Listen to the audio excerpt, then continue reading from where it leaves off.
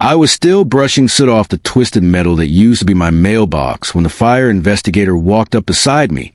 He didn't speak right away, just stood there staring at what remained of my house. Then finally, "Mr. Caldwell," he said quietly, "this wasn't an accident." I didn't look at him. Didn't need to. I already knew. "We're ruling it arson," he continued. "Accelerant was poured along the back deck. Whoever did this knew exactly how to make it spread fast." That's when I stopped wiping the soot. My name is Marcus Caldwell. For 7 years, I lived in a quiet cul-de-sac just outside Arlington. The kind of place where everything looks perfect from the outside. Trimmed lawns, identical mailboxes, matching paint schemes. Controlled. Predictable. Too perfect. I'm a retired Navy officer. These days, I serve as a federal judge. I don't make noise. I don't host parties. I don't give anyone a reason to notice me. I just live my life. Except for one thing. I never joined the HOA. And apparently, that made me a target. 2 months before the fire, I opened my front door to find a woman standing there like she owned the ground beneath my feet. Sharp haircut. Perfect posture. Clipboard held like a weapon. "Marcus Caldwell?" she asked. "That's me. I'm Diane Mercer, president of the Brookstone Ridge Homeowners Association." Of course she was. "You're the only homeowner on this street who hasn't enrolled in the HOA," she said, glancing past me like she was already judging the interior. "I didn't sign anything when I bought the house," I replied. Her smile tightened slightly. "Well, that's exactly why I'm here. The board recently passed a motion. After 90 days of residence, properties are automatically included." I stared at her, then let out a quiet chuckle. That's not how contracts work. Her expression didn't change, but something behind her eyes did. "Excuse me? I'm a judge," I said calmly. "You can't force someone into an agreement retroactively. That doesn't hold up anywhere. Not even close." For a moment, she just blinked, then her lips pressed into a thin line. "We'll be in touch," she said. And just like that, the war started. It didn't happen all at once. At first, it was subtle. A notice tucked under my windshield. Mailbox violation. I looked at my mailbox. Black aluminum. Same as every other house on the street. Then came another. Unauthorized exterior paint color. My house was beige.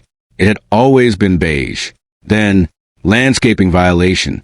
My yard hadn't changed in years. I ignored them. That was my mistake.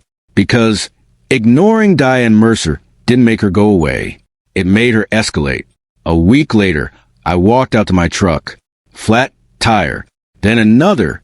All 4 slashed. I installed cameras that same day. Didn't take long to catch something. A man in a hoodie. Face hidden. Throwing eggs over my fence at night. I ran the footage through contacts. Tracked the plate. Came back to a name. Diane Mercer's nephew. I filed a police report. Sat across from an officer who barely looked at the screen. "Probably just kids messing around," he said. "Kids. Right."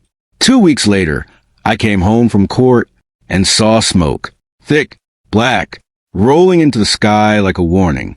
Fire trucks lined the street. Neighbors standing at a distance. Watching. My house was gone. The back half had collapsed inward. Windows blown out. Interior completely destroyed. Everything I owned reduced to charred fragments. I stood there unmoving, not angry, not yet, just still. Then one thought hit me like a punch to the chest. Rex. My dog. I turned to a firefighter. My dog was there. "You're lucky," he said quickly. "No animals found inside." I closed my eyes. Relief hit harder than anything else. Rex had been at the vet that morning. If he hadn't been, I don't finish that thought. That's when the fire investigator approached me. "You've had problems with anyone?" he asked. I nodded once. "The HOA. Here's the thing about me. I don't react immediately. I observe. I document. I prepare. For 2 months, I have been building a case. Every violation notice. Every fine. Every act of harassment. Photographed. Recorded. Time-stamped. Backed up. 2 days before my house burned.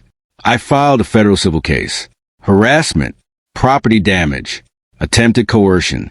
And the morning of the fire, I signed a warrant for Diane Mercer's arrest. She just didn't know it yet. The next morning, I walked into the courthouse. Didn't go to my office. Didn't check messages. Went straight to conference room 3. Detective Evan Brooks was waiting. Whiteboard behind him covered in photos, timelines, vehicle logs. "You were right," he said. I stepped closer. At the center of the board, Diane Mercer. Next to her, a man I didn't recognize. "Who's that?" "Caleb Frost," Brooks replied. "Contractor. Did maintenance work for the HOA. Did he start the fire?" Brooks shook his head. "No, but he admitted to vandalizing multiple properties. Tires, irrigation systems, intimidation jobs."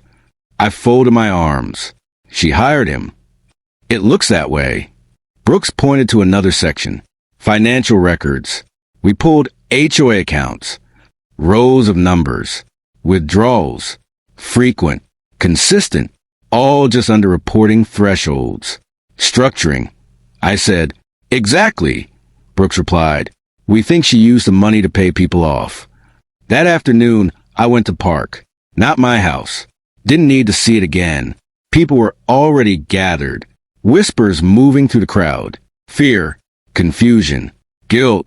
An older woman approached me. "We didn't know," she said softly. I nodded. "I believe you." Another voice spoke up. "She fined me for my garden." A man said my plants didn't match neighborhood standards. More voices joined. Stories started spilling out. Fines. Threats. Targeting. Isolation. She hadn't just come after me. She had controlled everyone. "I have evidence," I told them, "and I'm not the only one." Silence fell. Then, "Tell us what to do." "Write everything down," I said. "Every fine, every threat. Submit it. We build this together." That was the moment everything shifted. They weren't afraid anymore. They were angry. That night, I met Judge Helen Strauss. "You freeze their accounts immediately," she said, "before they move the money." "Already filed," I replied. She studied me for a moment. "You're going to dismantle them completely, aren't you?" "They burned my house down." She nodded once. "Then finish it."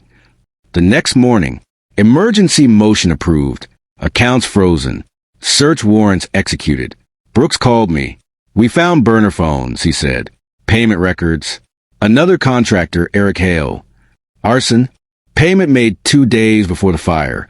That was enough. That night, Diane Mercer was arrested, still in her robe, laptop open, trying to delete everything. Didn't work. Over the next week, everything unraveled. Financial fraud, fake violations, illegal fines, board corruption, even board members approving exceptions for themselves. The system wasn't broken. It was designed that way.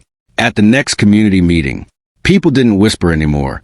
They spoke, loud, clear, angry. "What happens now?" someone asked. "The board is dissolved," I said. "Temporary trustee takes over. And the fines? Reviewed, refunded if." "And her? She's facing federal charges." Silence. Then, relief. Weeks later, the vote happened. 87% in favor. The HOA was gone. Completely. No more control. No more threats. Just neighbors again. I rebuilt my house. Stronger. Fire-resistant materials. Reinforced structure. Security systems upgraded. Rex got a bigger yard. I got something better than before. Peace. 6 months later. Courtroom. Diane Mercer stood before the judge. 12 years. Conspiracy. Fraud. Attempted arson. She didn't look at me. Didn't need to. Justice doesn't require acknowledgement. As I stepped outside, a neighbor stopped me. "You saved this place," she said. I shook my head. I just stood my ground. No notices. No fines. No threats. Just quiet nights. Rain on the roof. And a neighborhood that finally learned power without limits burns everything.